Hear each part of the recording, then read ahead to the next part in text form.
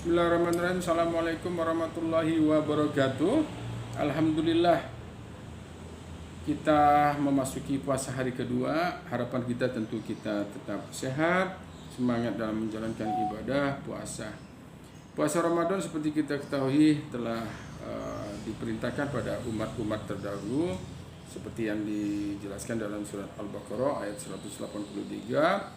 A'udzubillahi minasyaitonirrajim. Bismillahirrahmanirrahim. Ya ayyuhallazina amanu kutiba alaikumusiyam kama kutiba alal ladzina min qablikum la'allakum tattaqun. Shadaqallahul azim. Tentu kita tidak perlu ragu lagi untuk menjalankan ibadah puasa. Pada masa dahulu tentu puasa sekedar hanya untuk melakukan ritual-ritual tertentu dan maksud-maksud tertentu. Pada kenyataannya bahwa orang-orang terdahulu juga sudah menjalankan puasa. Demikian juga pada hewan yang melakukan puasa pada keadaan di mana dia waktu-waktu tertentu untuk berpuasa. Dan tentu pada umat yang sekarang, umat kita, puasa ini harus diketahui lebih jauh lagi. Sumutasifu, sesungguhnya puasa itu adalah sehat benar adanya. Dan tentu kita ketahui bagaimana cara menjaga agar puasa itu tetap badan kita tetap sehat. Tentu pertama kali dengan memahami seberapa jauh keadaan kesehatan kita saat ini. Bila kita tidak merasa sehat, ada menderita sesuatu penyakit kronis misalnya atau penyakit-penyakit yang mengganggu kesehatan, segeralah kita lakukan konsultasi kepada dokter. Dan ini tentu ada nasihat-nasihat yang akan diberikan oleh dokter. Tentu mereka juga yang memahami tentang hubungan antara puasa dan kesehatan.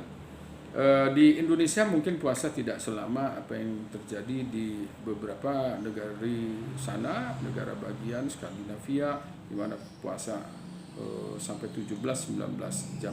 Tetapi di Indonesia hanya kisaran 13-14 jam saja. Tentu kita harus mengatur di sini. Ketika kita sahur, makanlah makanan yang mudah dicerna, ya, mungkin tidak boleh terlalu berlebihan. Itu paling penting. Wa kulu wasrabu wa la tusrifu innahu la yuhibbul musrifun. Sesungguhnya makanlah kamu, minumlah kamu, namun janganlah kamu berlebihan. Sungguh Allah tidak suka hal-hal yang berlebihan. Para pemirsa, tentu nikmat sekali ketika kita memahami puasa ini. Paling baik adalah mendekatkan waktu sahur kita dengan saat imsak kita. Itu paling penting. Cukupkan makanan bagi porsinya, tentu tidak berlebihan dalam padatnya makan. Ya, makanan padat dalam hal ini kemudian harus berimbang antara protein, kemudian mineral yang dikandung dalam sayur-sayuran, dan cukup air tentunya. Tidak kurang tentu.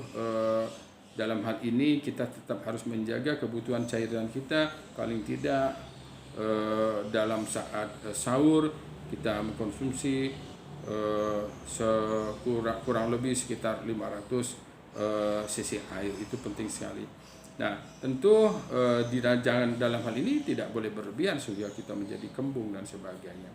Dan konsumsilah makanan yang banyak mengandung air, terutama buah-buah, buah semangka, buah melon, buah pepaya, buah pir, dan sebagainya. Karena ini sebagai cadangan makan yang paling penting sekali.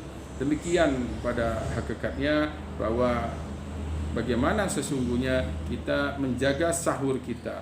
Jadi ketika kita memahami bagaimana cara menjaga sahur kita, tentu kita akan menjaga puasa kita dalam waktu 13-14 jam ke depan, lebih sehat lagi.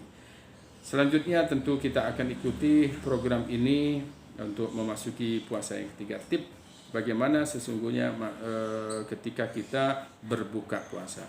Demikian, semoga puasa kita mendapat ridho Allah Subhanahu wa taala. Puasa yang diniatkan dengan sebaik-baiknya tentu akan membangkitkan endorfin kita sehingga ada nilai kegembiraan kita, sehingga imunitas kita semakin tinggi. Assalamualaikum warahmatullahi wabarakatuh.